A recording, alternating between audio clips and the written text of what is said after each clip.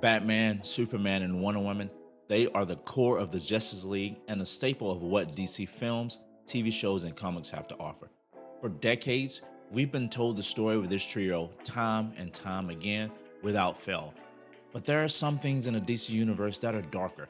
There are some stories that delve deeper into a universe that we have only but scratched the surface of. With James Gunn at the helm of the new DC studios, we might get a chance to see some of these stories come to life. Oh, God, this chair is killing me. Can you get me one that doesn't make my fall asleep? November 2nd, 2022 was the day everything changed for the DCU. The day that James Gunn and Peter Safran became the heads of the new DC studios. With the success of the Guardians of the Galaxy franchise, especially Guardians Volume 3 being the best in the franchise and arguably one of the best Marvel films pre and post Endgame, James Gunn has definitely earned the respect of fans across the globe. Let's not also forget that he led the Suicide Squad reboot in 2021. Although not a financial success, the movie itself was still very good in comparisons to the David Ayer version that we got in 2016. The spark for some of the darker stories in the DCU originated from an article published by Fandom Wire. This article indicates that the villain in Superman Legacy, which will be Gunn's first outing for the Man of Steel, will have a dark multiverse connection. This has some serious implications on what stories we might see from Gunn and the dark multiverse. To start, the on-screen villain will be none other than Lex Luthor. Not just any version of Lex Luthor, but the Apex version of Lex Luthor. This version of Lex ties into one of the craziest comics to come out of the dark multiverse, The Batman Who Laughs. The origins of this story comes from Earth 22, where the Batman Who Laughs is a dark version of Bruce Wayne crossed with the Joker and the leader of the Secret Six. This ties into Lex Luthor in two ways. One, Lex is granted his powers by Perpetua, the creator of the Dark Multiverse. And number two, the Batman Who Laughs is the lieutenant of Barbados, which is Perpetua's dark army. So with the hints and rumors that Apex Lex will be the villain in the Superman Legacy, this could definitely be an exciting time for DC fans. The Batman Who Laughs isn't the only story to be told here. There are plenty more interesting stories that we could possibly get now that James Gunn has taken the lead in the DCEU and the DC studios. So here's a list of 10 stories that I would like to see James Gunn bring to life at some point in his tenure at DC Studios. Number 10, Identity Crisis. This one's a murder mystery that happens alongside the Justice League, getting their minds wiped and swapped with the minds of a set of villains. And if they can clean the sore spots up in this story, this could make for a really good addition to the live-action DC films. Number 9, Heroes in Crisis. This story also has elements of a murder mystery throughout, but as well as a story that deals with the emotional cost of being a superhero and explores what violence does to a society.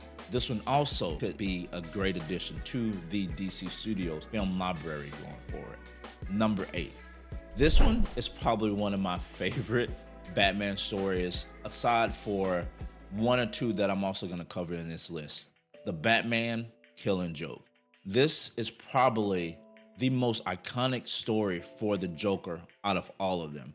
The graphic novel gave the Joker a tragic origin story and focused on him trying to prove a theory that he believed anyone could turn out to be like him if they just had that one bad day.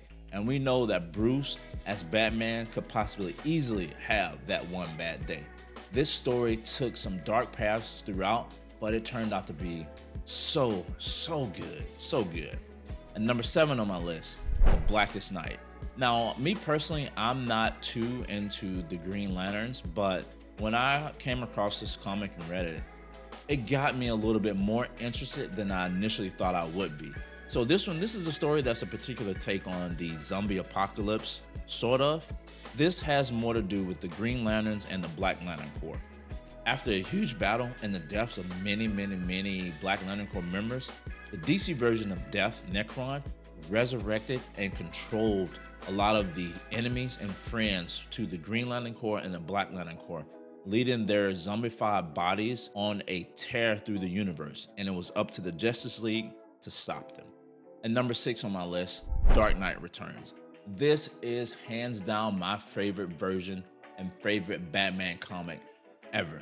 And this comes from a great writer, Frank Miller. So The Dark Knight Returns is set in a dystopian future version of Gotham in 1986, where we have Bruce Wayne, who is now retired from being the Batman. Giving up on being Batman after the death of Jason Todd 10 years prior, crime has risen to an all-time high in Gotham, and a gang calling themselves the Mutants has begun terrorizing much of the city at will without the Batman to watch over the city, or any other version of the Justice League for that matter. After watching a news report about the Mutants' crimes, at this point, Bruce decides to return to his role as the Dark Knight. This comic also gives you one of the best interactions between Batman and Superman that really shows you the type of mindset Bruce has as Batman. What are you doing? Do you want me to kill you? Oh, you're not going to kill me. And not just the interaction that I love so much, it's just the tone and the message that it was sending to Superman in this comics, or just anybody who feels that Superman is sort of overpowered, which he is overpowered. So let's be honest about that. I want you to remember the one man who beat you. But for the last 5 things on my list, I want to keep the descriptions kind of short just to save on time. So let's get into number 5.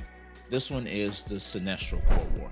This is a story of a war between Sinestro Corps and the Green Lanterns. There's not much else to be said about that, and of course, you know, Sinestro had the yellow ring, which is the fear ring, and that's kind of how the battle pursued, or how the battle played out between the fear and the Green Lantern, who is power based on will and focus.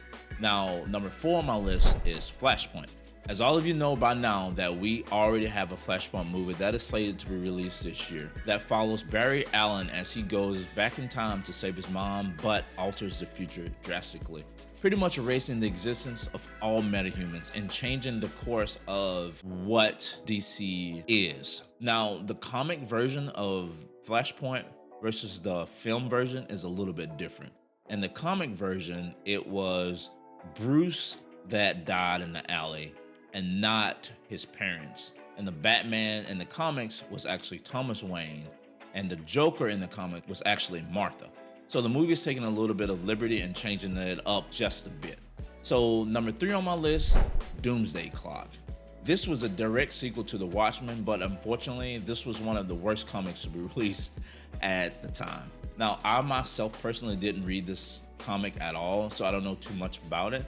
And just some of the research that I did, the plots and the description was essentially too convoluted to kind of just put into a video. But we'll see if this could be done better, if they can bring it to life at some point in the DCU under the banner of James Gunn. But number 2 on my list, Batman, The Three Jokers. I'm not even sure where to start with this one, but let's just say Batman becomes a god. The Joker turns out to be 3 different people, and that in its own right is crazy. Having 3 different versions of the Joker, and all of them are absolutely nuts. Now, number 1 on my list is The Watchmen.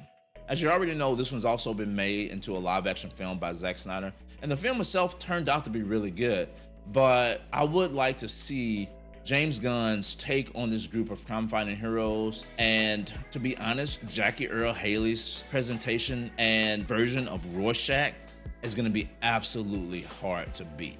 So the list itself isn't done in any order, and it doesn't represent the quality of the comics or the stories in any way, shape, or form.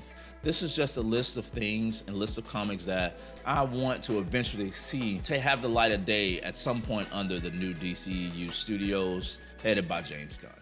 Well, that's it for this video. So let me know what you think about this list. Let me know what you think about some of these films that you want to see come to life based off of this list, or any details that you may have seen or leaks or anything like that from this new DC studios. Leave them in the comment section below. As always, guys, my name's Lincoln. This has been an RPG show. Until next time, like, comment, sub, and I'm out. Peace.